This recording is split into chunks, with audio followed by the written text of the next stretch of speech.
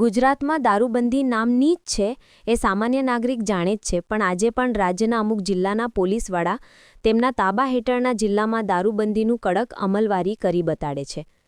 જોવાની વાત એ છે કે સુરેન્દ્રનગર જિલ્લામાં હમણાં જ બદલી થઈને આવેલા ડીએસપી પ્રેમ સુખડેલુ નીડર, ઈમાનદાર અને કડક છાપ ધરાવે છે. દરેક જગ્યાએ તેમની કાબિલેદાદ કામગીરીના વખાણ થાય છે.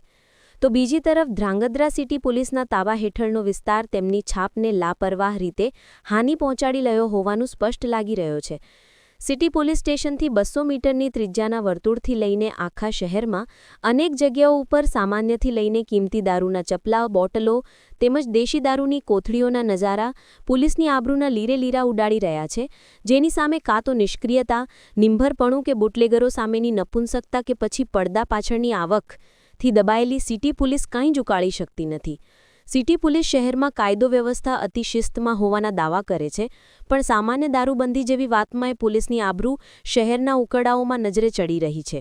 ધ્રાંગધ્રા શહેરમાં ખૂણે ખાંચરે મારઝૂડના બનાવો હોય કે જૂથ અથડામણ, તમામની પાછળ દારૂ છે જ, જે શહેરનો સામાન્ય નાગરિક સારી રીતે જાણે છે, પણ પોલીસની બીકથી ચૂપ છે. તો બીજી તરફ જાહેર જગ્યાઓમાં દારૂની મહેફિલ અને તોડફોડની ઘટના રોજિંદી બનતી જ જવાનો ભય હવે વધી રહ્યો છે.